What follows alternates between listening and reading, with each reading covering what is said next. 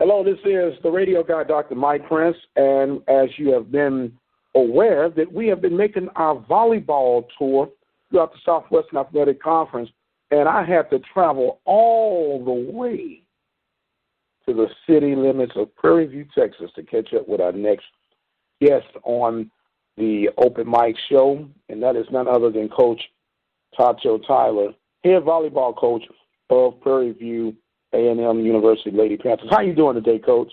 I'm good. How are you? I'm wonderful, wonderful, wonderful. Before we go any further, I know last time we saw you were dealing with your Achilles and all that. How is all that going right now? I'm good. I'm in two shoes now, walking around, working out again. So it feels good to be able to coach standing up. You can coach standing up now.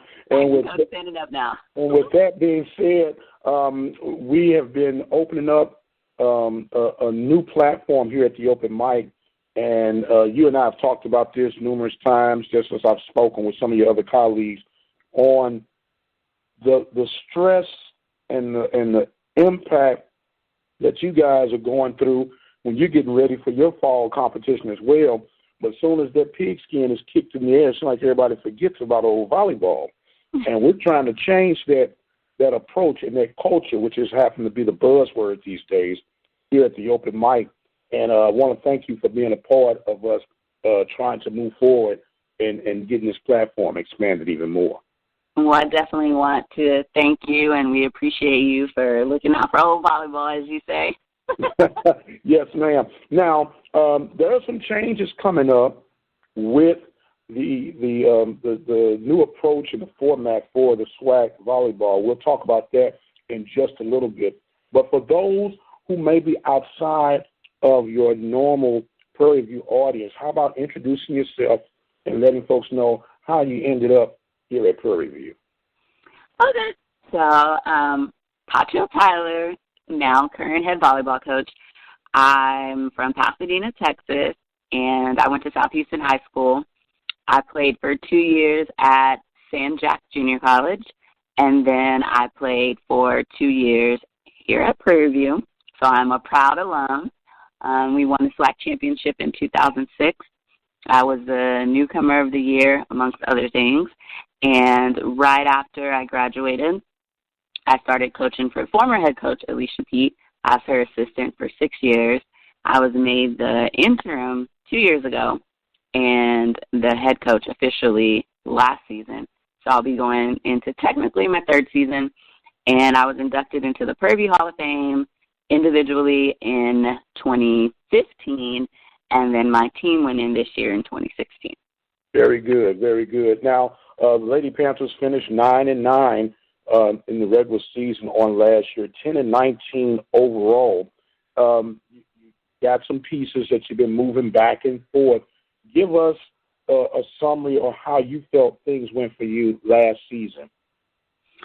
I think last season is still a growing process for us. About 2 years ago, I brought in a group of 10 freshmen. We had maybe one junior, one senior, so we were really young. When you bring in a big group of freshmen, you definitely know that year 1 and 2 are really growth years, but year 3 is really prime time year. So as I always say, Rome wasn't built in a day. They grew a lot from the first year. We had a lot of growth. I think we competed really well in a lot of arenas. We just couldn't finish, which grows with being a veteran. So this year, my big group are juniors, and then I'm bringing in a couple of junior college kids as well, and a few freshmen, and then we have one senior, 3 or 4 juniors, 6 or 7 sophomores, and 5 freshmen. So we have a pretty big squad this year. Pretty big squad this year. Now, customarily, you guys go with anywhere between 12 players on the squad? Yes, I normally carry 13, 14-ish, but right now we're at 17. Wow, that is a hefty roster. Now, do you foresee going into the season with that 17, or is going to be some trimming of the fat? No, it's definitely going in with all 17. It allows us to be pretty deep in all of our positions, which is something that we lacked a little bit last year. So we definitely filled those holes. And then with our junior college kids coming in, that gives us a little bit more maturity than we would have if we would have brought in all freshmen. So, and then I lucked up and got a couple of walk-ons that I was not expecting, and that's a good thing. But they just wanted to come to PV. They loved Prairie View when they came on their visits, and even though we were at our scholarship max, they still wanted to play for me. So that was exciting. Well, that's always a good thing when you got people that are willing to come in and they have enough confidence in themselves to walk on and look for that opportunity, and it intensifies the competition level between your young ladies. Exactly, and that's something that we're looking for. We want everyone to feel all the time that their starting spot's on the line. We want people competing for that all the time, and we want that culture.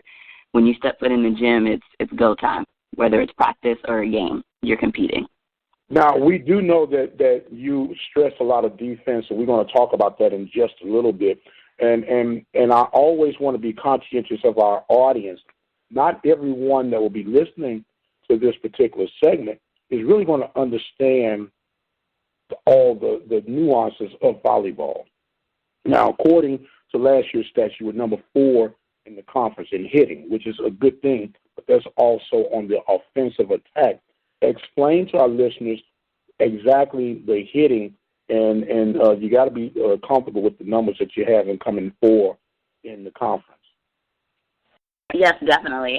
Number 4 was actually really good for us last year. It was a huge jump from the first year. We had more offensive power, and then that's something that me and my assistants focused on as well this year, was to bring even a little bit more. I am a huge defensive coach. You know, defense wins games all the time. And so our defense has been rock solid for a few years. And so recruiting-wise, we have really focused on bringing in more dominant hitters. And that was another reason why I brought in a few junior college pieces, because they've already spent those 2 years growing and getting the learning curve out of their system. So by the time they come to us, we can just plug them in and they're ready to go. Exactly. Now, and another thing which talks about this is, I look at this as an offensive defensive stat, if there's such a thing, but kills. You were number 3 in kills in the conference, which is another explosive dynamic thing. That means you got some power coming from either side of your hitters' positions, and you're in those kills. Once again, for people who are not aware, that is when you just shut everything down and you end up with the point. Correct. And I think that's one thing, hitting-wise, that's something that we improved on tremendously over the last couple of years. And I think even next year we should be looking at the first and second spots with hitting percentage, and that speaks to our consistency and the attack of our offense. So we like to, the world of volleyball, I should say, are really heavy on kicking the ball outside or to the right side for the pins, as we call them. Mm-hmm. But and we do that as well, but we also like to establish our middles. And so we did really well this year in bringing in a junior college middle in Latrice Brown, who is the junior college player of the year for NJCAA. So we're excited about having her come in and just have that veteran leadership and take our offense to another level to match, you know, like what Taylor did last year, Larissa as well. Well, one of the reasons I love interviewing you, because you just kind of line up. I guess I didn't broke you in now, because you line right up to what I was talking about, which was going to be the next area, talking about your blocking. That, if that was a deficiency in the program or the success overall, was in the blocking. Number 8 in conference, and you just sound like you just addressed that issue with this transfer coming in. Yes, we did. Again, Latrice, she was an all-star in junior college. What's one of her strengths is blocking for sure. We also have a transfer coming in. She's transferring after her first year, so she'll technically be a sophomore, in Brittany Mitchell, who's a 6-foot kid out of Blinn College as well. So that definitely speaks to that. Callie Jordan, who is returning. You know, I brought her in her freshman year, but now she's a junior. She had a very great season last year, and we're looking for her to be even better this year. And she was one of our premier blockers as well. And then Taylor, obviously our power hitter, she is a senior.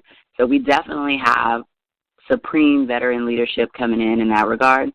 And so we're excited to move up in the ranks with that, because I think that was, I would say, the one thing that probably kept us from going a little bit further than we did. Well, we're talking with Coach Tacho Tyler, head women's volleyball coach for the Prairie View A&M University Panthers, getting a preview of the upcoming things. Now, Coach, I'm pretty sure that you have been brought to the light by now of what we're working on here at the Open Mic Broadcast Network. We are going to have a volleyball-only radio show, and we're going to be featuring players of the week, coaches' interviews, and we're going to have you guys calling in with our message line, giving us some recent updates on everything to help push the brand and keep the awareness of SWAC volleyball in particular out here in the open. When we talk about the service aces, that is a little bit difficult to adjust, because that's something that's going to take on a personal level. But how do you encourage your players to get ready to be better servers and get more aces? Because an ace, of course, and I'm not doing this trying to play on anyone's intelligence, but in service aces, when you actually get the serve and you get the point off the serve without any type of response from the defense before a volley is taken on. What can you do to improve? What can you do to improve on that from a vantage point for the Panthers? Well, with us, we are actually pretty decent in that area. I know Summer Gonzalez was for sure one of our top servers. She's a really good spot jump server. So that's one thing, you know. Pins, again, which are outsides, right sides are where they get most of your balls. You want to serve them as much as possible in order to get them out of the offensive attack. So definitely focus on that. Tougher serving to zones, serving to certain people. That's just something that you plug into your everyday practice, and that's something that we work on. We usually do it at the end of practice when they're tired, so they get a little bit more mental focus, because that's the one thing in volleyball, or two things in volleyball you can control. That's your serve and how much you communicate. So that's something that we work on almost every single day in practice, and that's just something you have to continue to work on, because every team is different. They have a different offense that they run, different outsides or middles that are their go-tos. So it's just studying film a little bit and seeing what their habits are and kind of trying to pick those out. When once again you line right up to my next question. I'm going to have to start giving you a side check or something right now. Nothing wrong with that. Now, a lot of people wouldn't know the difference between a 4-2 and a 5-1 as far as your defensive set. A, do you have a preference? And then B, how would you counter that on your offensive ends? You're as far as running our setters? Yes. In offense? Oh, okay. Well, depending on the type of setter that I have, or setters that I have, last year we ran a combination of a 5-1 with McKaylee Franklin, but then we also ran a 6-2 between her and Kira, and then her and Erica. Kira, she's obviously graduating, so we have McKaylee and Erica right now who have had a tremendous spring, and we've seen tremendous growth with them in running our offense with the 6-2. And I think with the number of power hitters that we have coming in, a 6-2 is just more beneficial for us. My assistant, Lauren, is over the setters, so she works them really hard, and she knows what I want as a coach, what I want to see for our offense to flow the way it needs to. And McKaylee and Erica have done a great job this spring with getting into that, and you can see their growth and maturity. So it just depends. It all depends. And to say the ideal dream would have every young lady at least 6 foot tall and beyond, and just go out and let everybody do what they do. And every now and then, if you got in the likes of like my daughter, she's about 5'0", but she loves volleyball to death. She be your libero specialist or whatnot. And a lot of people don't understand that the libero is that defensive specialist. They usually are one of your more gutsier players, might not have all the height, and if the truth be told, not even a lot of the talent, but sometimes they're an inspirational and fire plug on your squad. Yeah, I think it just depends. I mean, our libero, Chrissy Augustine, is a beast, honestly, in her own right. She's aggressive. She takes over the floor. She commands the back row. And I think with having the few freshmen we had last year come in under her defensively, it just made them better. Again, Summer came in and outplayed some juniors and seniors, and she started every single match, and she attested that to Chrissy being the way she is. And I always say if the person next to you is giving 100%, it's your obligation to do the same. Chrissy's super aggressive. She's fearless. Fearless. Absolutely fearless and a definitely go-getter. Speaking again with Coach Tacho Tyler of the Prairie View A&M University volleyball program. Coach, there's been I would consider a significant change on your conference scheduling right now. You're going to a Sunday-Monday format, and just for all intents and purposes, were you A for that, and then how do you feel like this would help or either hinder the conference's approach? I'm actually okay with Sunday, Monday. It allows for Saturday travel, and the girls get more time in class as opposed to us having to leave on a Thursday, play Friday, travel Saturday, maybe come back late Sunday. So I like the Sunday, Monday format other than missing football. You know, I'm an avid Patriot fan. So other than that, I do enjoy that. We're also going to where we do the cluster roundup, which basically we have two locations, one on the west and one on the east, where we play just the east teams. I was on the fence with that. I prefer to play our west twice and our east once, just so that it allows our schedule to open up for us to play non-conference, a little bit more non-conference, which with our scheduling and being that we're in Prairie View or in Texas, quote unquote, we get to play a lot of the Southland schools, which are even or right above where we need to play. So I like to be challenged by them, and enough so that when we get in conference, we're a little bit more ready than playing conference for basically the entire season.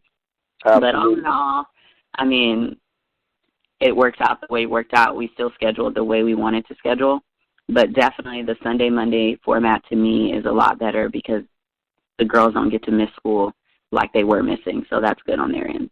Well, very good. So anything that's going to be beneficial for that student athlete is what it's all about. Now, do you see this being something that will be in place for a good while, that you brought up those factors? I do, because I think it was a happy medium. I know some coaches were on the fence about it. Some were completely for it, and I think this allowed us to, one, also save money in our budget with traveling, because last year, everybody had to play everybody twice. So the traveling, especially for Texas schools, was a little bit more difficult. But now I think budget-wise, scheduling-wise, girls getting in class-wise, I think this particular format works, and it's just pleasing on all levels for everybody. Okay. Now, I'm going to ask you this question, Coach. No doubt that Alabama State won the SWAC championship. Matter of fact, they've won 3 of the last 6 years. Jackson State has had success. Texas Southern finished in the top 2 and the top 3 of conference play last year. What does Coach Tyler and the Lady Panthers have to do to break into that top 3, top 4 realm of the conference? I mean, I would say, being that, again, we're older now, it's third year, majority of the ladies have been here for those 3 years or for those 2 years, and so we're primed into our third season. And then with the players, the few players that we have that we plugged in, I think we're ready to go. I think it was just a growth process for us, which I expected from the beginning, knowing how it was going to be with bringing in a big group of freshmen. But I wanted to change the face of the program, and I wanted to start with a big group of freshmen so that when they come through the program, they'll be proud that they went through 4 years and come back and give back and kind of get that sense of pride that, PV alum have. And a lot of times when you bring in a lot of junior college kids, you don't always get that because they're here for 2 years or maybe 1 year and then they're out. But I think our recruiting class went really, really, really well. We're really excited. And our spring season went pretty exceptional. And they looked even more mature than they did toward the end of the season. So I think it's go time. It's go time. It's go time. With Coach Tacho Tyler, and she's being very modest right now, but this is one of the more lively, energetic people, one of my favorite people to interview here at the open mic. Now, Coach, you do some camps and you do some coaching in the summer. Why don't you enlighten some of the listeners on that so you can get that information out on how they can get in contact with you for some of these opportunities? Yes, right now I don't do any on campus right now. I'm looking to do so starting next summer. But right now I partner with the College Coaches Skills Camp, and basically I go all across the U.S. and put on camps with other college coaches. And so the good thing about that is they see PV Nation in places that they would never see, East Coast, West Coast, Midwest, down South. I mean, I'm everywhere. They send me everywhere. Okay. But being that happens, I have looked up on quite a few recruits that way that I've actually signed here just because I've done those type of camps. But I am looking for next summer to start a camp back on Prairie View's campus because I do get a lot of requests for that. So I wanted to wait until I've kind of settled into the program the way I wanted to settle into the program. And then hopefully, we'll win SWAC championship next year, and then that'll really get a lot of people wanting to come. I got to shoot for the stars, Mama. I got to shoot for the stars. Nobody wants to win more than I do. Absolutely. Just make sure you don't mess up any of those Achilles or anything in the process. How about that? No. I just realized that, I'm 32 now. I'm not a spring chicken anymore. So I think I'm going to stick to swimming and a treadmill maybe instead of playing volleyball. There you go. You got to pace yourself, young lady. Yes, I have to pace myself, stretch a little more, things like that. Hey, I understand. The competitor in you, you're going to always feel like you can do it because your mind is still strong and fresh. But the body is saying, hold up, wait a minute. And nobody knows that more than me now. Spending an entire season sitting down coaching was torture. But, we made it through. The girls were patient with me. You may have been sitting down, but you sure wasn't calm down, that's for sure. You know me. That'll never change. Coach Tacho Tyler of the Lady Panthers and our SWAC tour of SWAC volleyball right here at the Open Mic Broadcast Network. Coach, is there anything you'd like to share as we get ready to shut this segment down?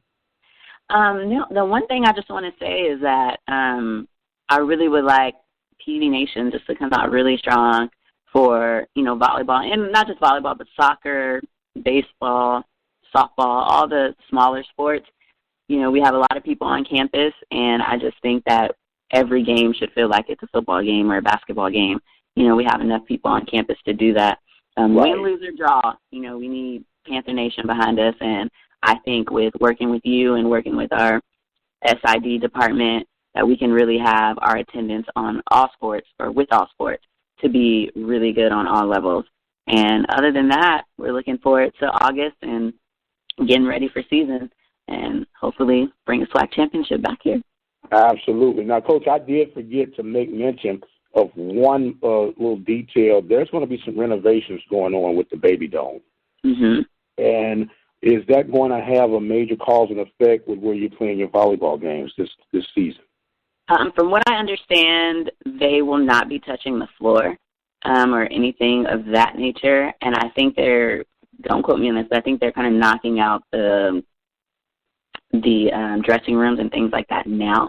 So once we get into season, that shouldn't affect anything, but definitely shouldn't affect where we're actually playing. So okay, good. As of now, games should still be held in the Baby Dome. Games are still being held at the Baby Dome, but of course you can stay right here at the Open Mic Broadcast Network. You can even follow me on Radio Guy at Twitter. That's Radio Guy, and we'll keep you informed on everything that's going on. Coach, as always, it's been a pleasure. Thank you so much. I am Dr. Mike Prince, and as always, be blessed, and we'll see you on the other side.